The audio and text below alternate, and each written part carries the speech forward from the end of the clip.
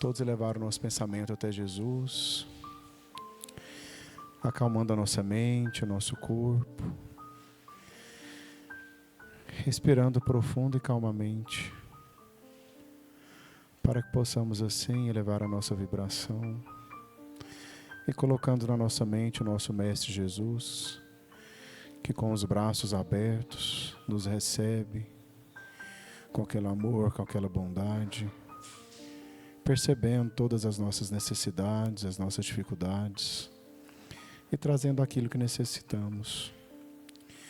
A luz para o nosso espírito, o remédio para a nossa matéria, para que possamos seguir firmes com mais fé, seguindo os seus ensinamentos, aprendendo a respeitar o próximo, aprendendo a amar o próximo.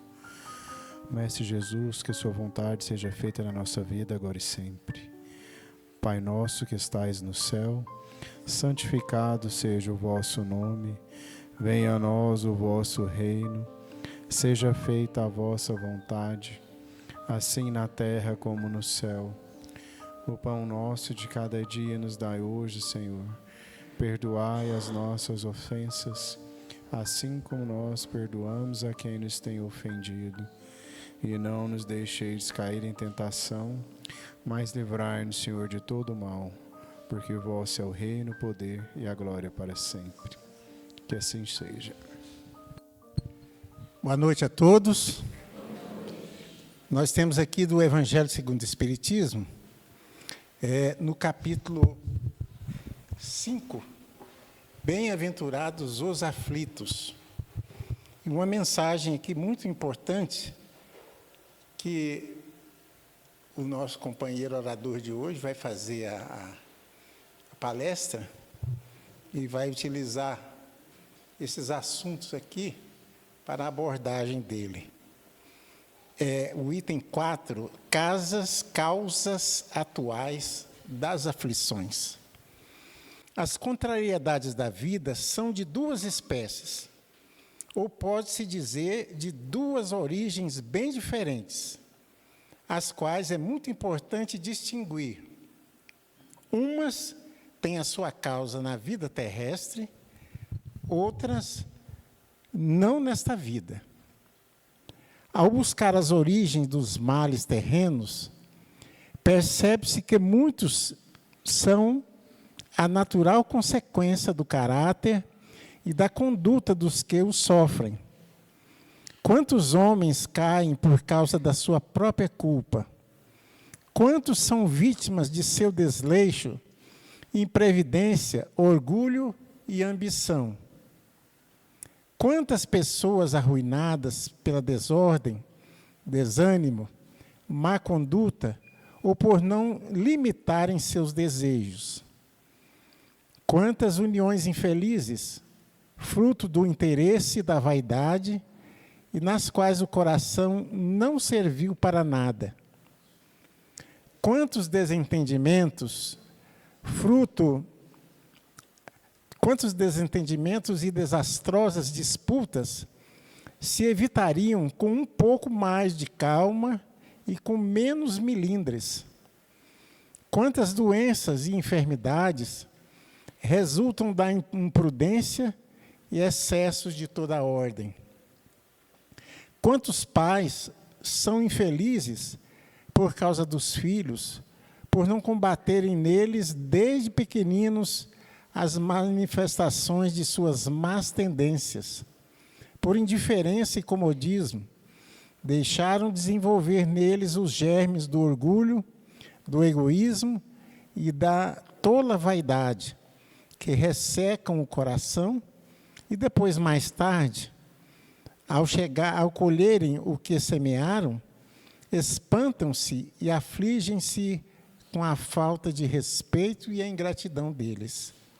Que todos aqueles que são feridos no coração pelas contrariedades e decepções da vida, interroguem friamente suas consciências, que busquem primeiro a origem dos males que os afligem e sintam-se, na maioria das vezes, não podem dizer: se eu tivesse feito ou deixado de fazer tal coisa, não estaria nesta condição. A quem culpar, então, por todas essas aflições, senão a si mesmo? Deste modo, o homem é, na maioria dos casos, o autor de seus próprios infortúnios, mas em vez de reconhecer isso, acha mais conveniente e menos humilhante para a sua vaidade acusar a sorte, a providência, o azar, sua má estrela, quando, na verdade, sua má estrela é a negligência. Então, nós temos aqui nesta noite o nosso companheiro, nosso amigo Alan Kastler. Ele é psicólogo, é diretor de uma casa nova que está nascendo aqui em Goiânia, Casa Espírita, diretor da Casa Lucas, Casa de Lucas. Oi?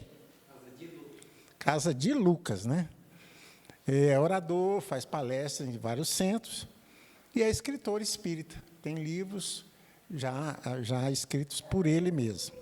Então, sem maiores delongas, nós vamos passar a palavra para o nosso amigo Alan, para que possa fazer a sua palestra. Boa noite a todos. Que alegria enorme eu sinto de estar aqui com vocês hoje. Quando eu acordei hoje de manhã, acordei com uma alegria especial. Lembrei que viria aqui e acordei já muito alegre, muito satisfeito. Meu dia foi maravilhoso, muito produtivo. Lembrando da oportunidade de estar aqui com vocês de novo, que eu sempre gosto e aprecio muito. Acho o clima espiritual dessa casa maravilhoso, o acolhimento de vocês é comovente e tenho a dar-lhes os parabéns. Nós escolhemos para o tema da noite as causas atuais das aflições, porque é um tema muito oportuno, extremamente oportuno.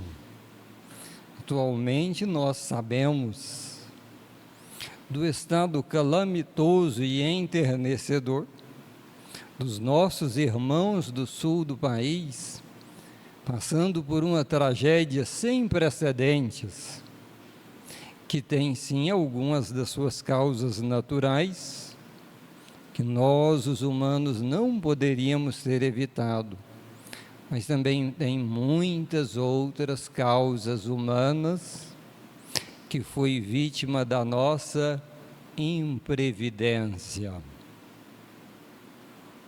Técnicos que calcularam equivocadamente as medidas de segurança, empresas que executaram com deficiência os projetos de contingência,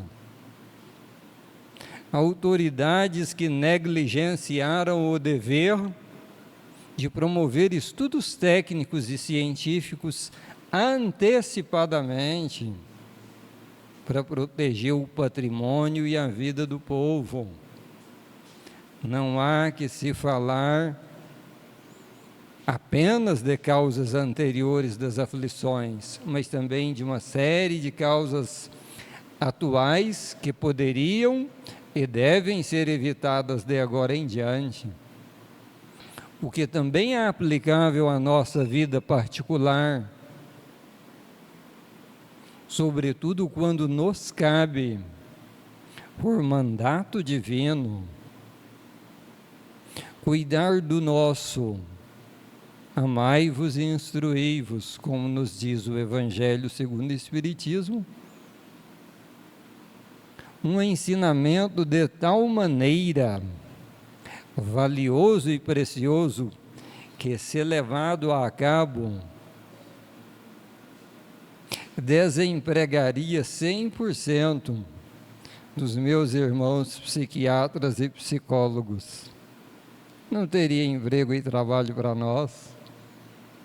se o amai-vos e instruí-vos fosse completamente ensinado, apreendido e vivido, não haveria trabalho para nós. Que bom, iríamos nos ocupar de outro trabalho, também importante, que certamente apareceria no tecido social. Porque vejamos, as causas atuais das aflições, elas vão reverberar diretamente na saúde física nossa, pessoal e coletiva. Cada um de nossos dias nesta existência está preparando o estado de saúde ou de doença que nós viveremos amanhã, através de uma alimentação balanceada ou desbalanceada, no horário correto ou errado, com pressa, engolindo quase sem mastigar, ou com paciência, tomando aquele momento por sagrado, imperturbável. Cada vez que nós consentimos que o nosso corpo físico, através da nossa própria mão, seja invadido pelas fumaças que vêm dos tabacos e das drogas fumáveis e aspiráveis, ou ele seja encharcado pelo excesso da bebida alcoólica, ou das drogas mastigáveis e engolíveis, cada vez que nós permitimos que o nosso excesso de preocupação, de trabalho e a falta do repouso necessário e devido desregule o equilíbrio endócrino, imunológico e homeostático, estamos preparando para o dia da manhã a enfermidade que nos afligirá tremendamente. Mas cada vez que nós revertemos esses hábitos e os substituímos por hábitos saudáveis, estamos preparando para o dia da manhã a evitação ou a cura de enfermidades já em andamento. Todas as vezes que entregamos o nosso pensamento emprestado para os noticiários de violência, da separação nós contra eles, do ódio, da revanche, do desejo de ver o próximo pagar por seus pecados ou ser punido, por participar de um outro partido, de um outro clube de futebol, de uma outra ideologia, de uma outra religião, nós corrompemos a estrutura mental e, segundo Bezerra de Menezes, no livro Loucura e Obsessão, rasgamos o próprio perispírito. Ele usa esta expressão. É rasgar mesmo, não é exagero não. Os médiuns que receberam o dom da clarividência do tipo cura, voltado para a clarividência e para a cura espiritual, nos relatam mesmo de irmãos encarnados e desencarnados que vêm ao centro espírita e apresentam o corpo espiritual roto, rasgado, furado, manchado, corrompido, deformado. Eles nos relatam situações tristes de seres humanos, por exemplo, ainda encarnados, cujo perispírito já nem tem mais a forma humana certinha mais. De tanto ódio, de tanto discurso de ódio, de tantos acessos de raiva, de tanta desesperança, de tanta tristeza, de tanto falar na política mais emporcalhada de todos, de tanto esquecer o Evangelho e ocupar a mente com o noticiário da violência, corrompe a própria morfologia do corpo espiritual e já prepara o campo para doenças físicas e mentais de dificílima abordagem, de dificílimo trato e tratamento. A casa espírita abençoada como essa, que tem o seu trabalho de cura, sabe muito bem disso. Quantos dos nossos irmãos vêm em busca da oração, do socorro, da orientação do Evangelho e chegam aqui trazidos só depois de ter encontrado o grande fracasso do tratamento na medicina terrena, no consultório do psiquiatra terreno, no consultório do psicólogo terreno que não entende de espiritualidade e não logra a libertação do sofredor porque não entende da espiritualidade, porque não entende do fenômeno da obsessão que vai se juntar à mente do encarnado desequilibrado e vai potencializar a sua tendência autodestrutiva. Mas não falamos só da negatividade aqui. Falamos também do potencial enorme que tem do ser humano de chegar numa casa abençoada dessa, de aprender o Evangelho, de aprender o amai-vos e instruí-vos, de aprender a causa atuais das aflições, de mudar de pensamento, de criar o hábito da oração de gratidão preferencialmente, de criar o hábito de trocar lamentações pelo louvor. Oh, Jesus amado, como eu te louvo por este momento de dificuldade, no qual podes me provar, no qual podes me dar a oportunidade de demonstrar a minha fé e a minha confiança em Ti. Sara a doença. Isso cura a carreira deteriorada do profissional que está vendo a sua carreira dia a dia ir em decadência, que viu a sua empresinha maravilhosa entrar em decadência, ir quase à falência, a total falência, e hoje se encontra na grande dificuldade material e se pergunta: mas sou tão inteligente, tão capacitado, sou pessoa de valores louváveis, por que tanta provação? Seria maldição ancestral? Seria um trabalho de macumba que fizeram para mim? Seria um karma das vidas anteriores? Quando o Evangelho vem nos falar aqui, vítimas da própria negligência. Negligência na vigilância do pensamento, que tem tempo para tudo, menos para orar. Vamos ser sinceros, não respondam para mim, mas para si mesmos, amigos e amigas queridas. Quantos de nós têm tempo todos os dias para orar 4 vezes ao dia? No alvorecer, ao meio-dia, na hora do ângelus e ao ir dormir. 15 minutos, 4 vezes ao dia. 1 hora por dia de dedicação à espiritualidade, num dia de 24 horas. Isso dá menos do que o tempo necessário que usamos para olhar o pior que existe na rede social. E tem coisa boa lá, eu participo da rede social, amo. Estou presente em quase todas elas.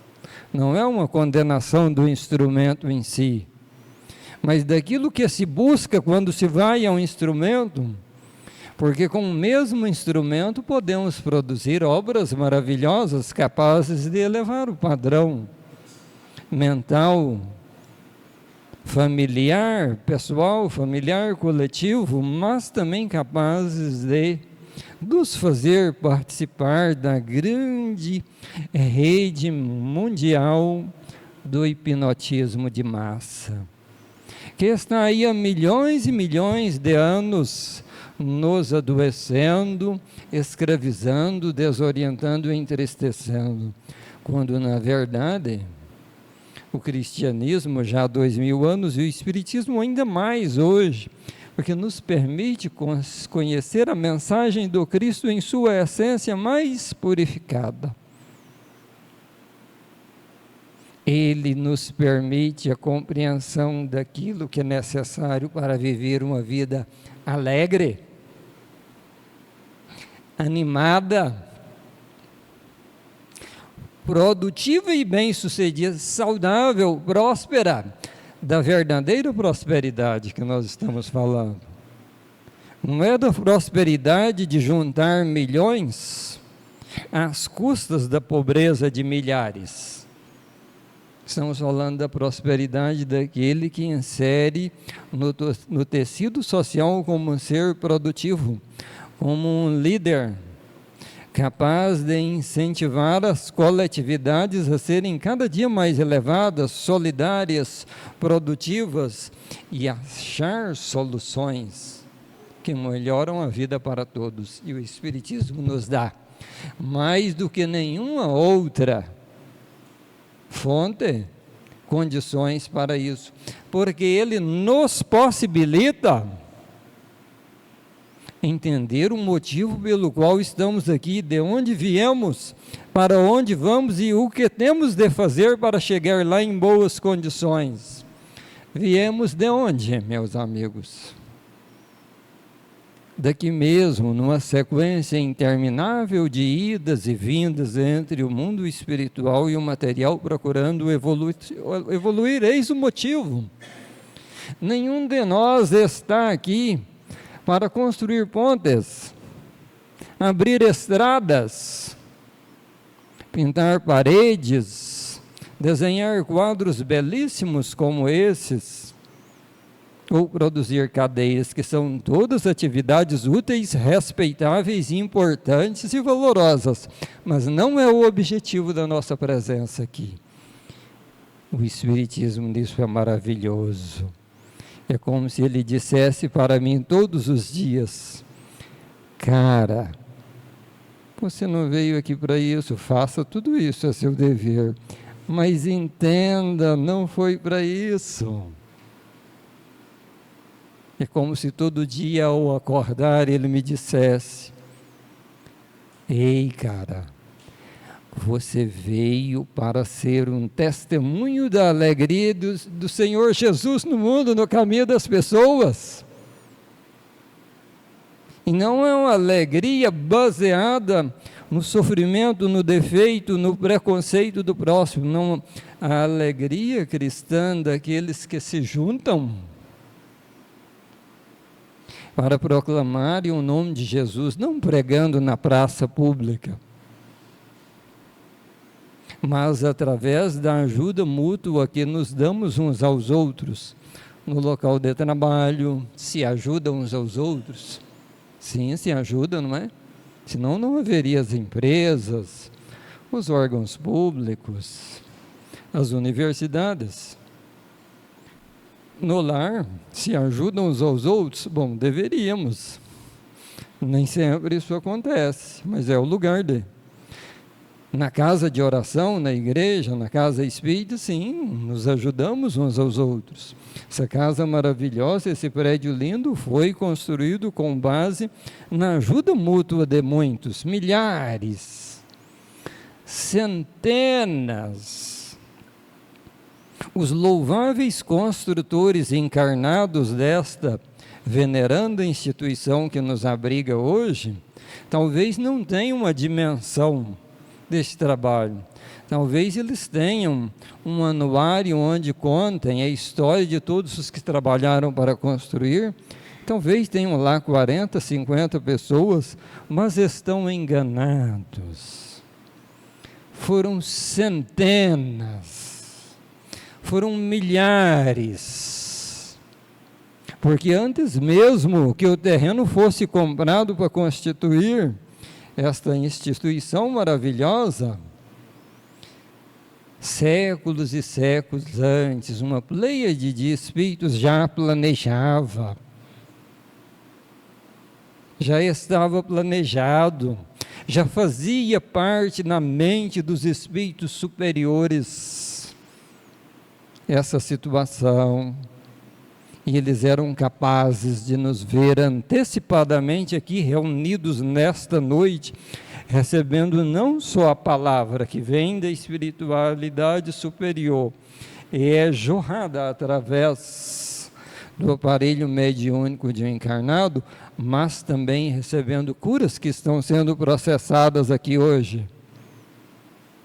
Curas de doenças do corpo que alguns de vocês só vão perceber daqui uns dias, como sumiu a dor. Realmente, foi como foi dito naquela reunião aquele dia, não está doendo mais. O desconforto gástrico desapareceu. Ouvimos relato de pessoas que vieram à reunião espírita, nem era o dia do tratamento especificamente, e o tumor sumiu. Depois o médico ficou procurando ele no exame e não mais o achou. Carreiras que foram reiniciadas com sucesso, depois de ter passado na reunião espírita e ter feito o desligamento espiritual e energético das entidades que comprometiam o padrão mental daquele que ao mesmo tempo era vítima e causador da imantação. Então, meus amigos, talvez alguns de vocês que possam ter vindo ao Centro Espírita pela primeira vez, nas primeiras vezes, estão estranhando o linguajar um tanto diferente dos ensinamentos respeitáveis que se recebem nas demais casas religiosas. É tanta novidade, né? Mas entendam, aquele que entender o fio da meada, entende todo o Espiritismo.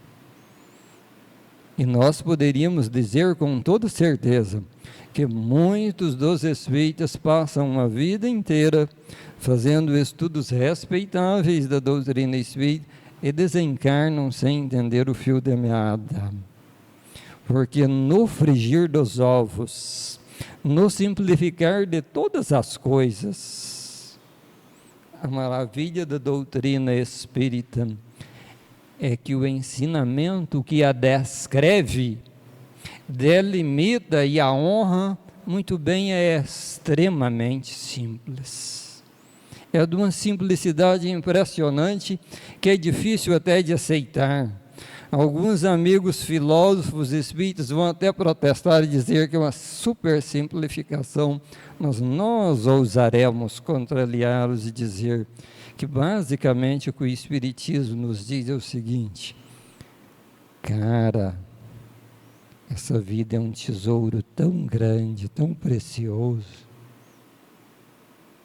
ela é de um valor tão inestimável. O amor que Jesus, o grande Senhor, nos tem é tão precioso que Ele governa a nossa evolução um milênio através do outro, uma encarnação através da outra, com um amor e um cuidado tão grande que não faz sentido você se desesperar. Não faz sentido nenhum você se desanimar. Não faz sentido nenhum reclamar porque está demorando a resposta. Não faz sentido nenhum blasfemar. Não tem sentido nenhum se entristecer, pelo contrário. A essência da doutrina espírita, quando ela nos fala amai-vos e instruí-vos, ela não está dizendo instruí-vos, não está dizendo decorai os trechos do Evangelho, isso não. São quase 3 bilhões de seres humanos na Terra, autodeclarados cristãos hoje, que têm o trecho do Evangelho declarado, sabe dizer até o capítulo e o versículo. Eles são verdadeiros evangelhos ambulantes no sentido de decorar. Mas quantos são aqueles que no momento de provação conseguem realmente se alegrar em Jesus, e em vez, não é que não pode pedir o socorro do Cristo para sair da provação, mas em vez de apenas pedir o socorro para sair da provação, também ser capaz de dizer de coração: Senhor, seja louvado, porque através dessa provação sábia e temporária, eu hei de sair dessa situação fortalecido. Jesus, pelo amor que eu vos tenho, eu hei de atravessar todos os passos desse presente momento difícil da vida, e ao sair do lado de lá, ao atravessar esse rio bravio de correnteza forte, eu hei de ter ficado mais humilde, por ter compreendido que só atravessei pela graça de teu amparo. Quantos são aqueles de nós, dos 3 bilhões de cristãos, 2,8, que temos no mundo hoje,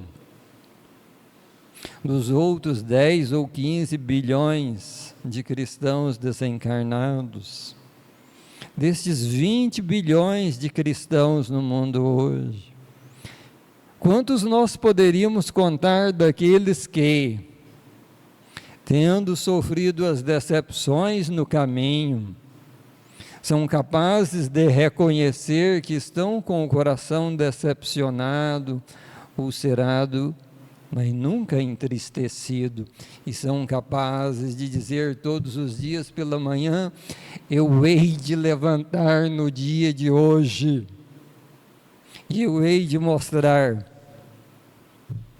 para o diabo o que faz a luz de Cristo, quando ela esclarece uma consciência que antes estava adormecida. O que seriam, meus amigos, esta fala que vos oferecemos hoje, ela é uma fala perigosa. O que será da farmácia e da indústria farmacêutica no século seguinte, se esse ensinamento do Espiritismo for entendido e vivido? Não haverá compradores de remédios. Teríamos de fechar a maioria dos hospitais. Cirurgiões, a metade deles vai ficar desempregado. Que ótimo, vão tocar violino. Que coisa maravilhosa, vão escrever poesias. Outros vão pintar quadros maravilhosos, vão abrir faculdades de filosofia e dar prosseguimento ou aperfeiçoamento a um trabalho maravilhoso, por exemplo, como é o feito pela Lucilena Galvão, pelo Cortella, pelo Tavares. Vão abrir escolas. E nós, espíritas, que recebemos o Evangelho redivivo, veja, essa palavra ela é repetida sem uma devida compreensão do peso, da importância que ela tem. Uma coisa é dizer que nós recebemos o Evangelho, toda a cristandade recebeu o Evangelho. A doutrina espírita nos diz que nós recebemos o Evangelho redivivo. Sabe qual é a diferença? Ele foi purificado de suas impurezas. Vocês sabem como funciona o trabalho de um perfumista? Não do que fabrica perfume, mas daquele que pesquisa para descobrir novas essências e novos perfumes, não se trata apenas de amassar folhas de diversas flores, ou talvez sementes, caule, colocar num veículo adequado e depois absorver a essência, não. O trabalho de um perfumista é um trabalho alquímico. Ele é um trabalho de quem trabalha em oração, em elevado padrão mental. Ele se isola, tem um local isolado e apropriado para isso, chamado botica, herdeiro dos antigos boticários. Ele faz canções, ele entoa mantras, e pede à Mãe Natureza que o seu amor lhe permita extrair mais do que a essência material da rosa, das outras flores, mas a sua essência energética. Só aí então ele consegue um novo perfume, uma nova modalidade de fragrância que vale a pena ser colocada no comércio para abençoar o olfato de multidões. Se um cuidado desse tamanho foi inspirado por Jesus aos seus boticários na terra, imagine o tamanho da inspiração que ele teve em cima da equipe de Kardec, que vinha sendo preparada desde a volta do Senhor do mundo material de volta para o mundo espiritual. A equipe de Kardec já era preparada. Imagina o tamanho e a amplidão, a profundidade e a beleza do trabalho espiritual dessa botica espiritual para extrair dos escombros do Evangelho deturpado a essência do Evangelho segundo o Espiritismo, que vem nos falar: ei, cara, não tem morte, por que toda essa angústia? Ei, cara, não tem doença, te enganaram. Ela é apenas o produto temporário de um pensamento, de um padrão de pensamento deteriorado. É só isso. E cara, não tem pobreza. É apenas o reflexo de uma mentalidade sem instrução, ou instruída, mas degenerada, que não é capaz de participar do processo produtivo, gerar e usufruir da riqueza. Ei, cara, não tem tristeza, é uma ilusão da mente, em um pesadelo temporário que pode ser acordada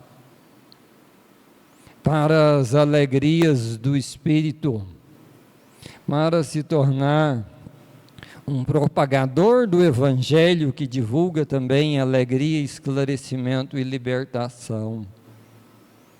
E sabe o que é mais impressionante, amigos?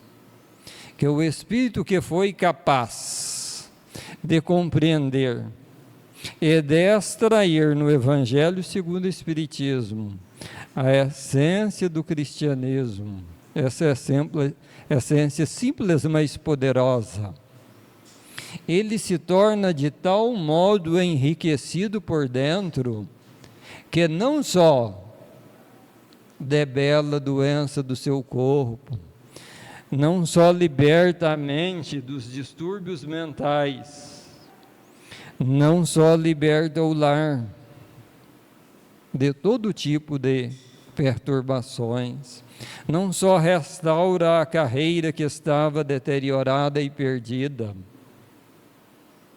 mas acima de tudo, alegra tanto o coração, que mesmo em momento de provações, essa alegria que não é risadas, ela se expressa de tal maneira através da alegria, da energia irradiada através do corpo etérico, Uma energia quase material, como nos ensinam as obras de André Luiz, faltando apenas isso para se materializar, que contamina o ambiente. O ser genuinamente alegre, saudável e próspero, onde ele está, ele não precisa nem dizer.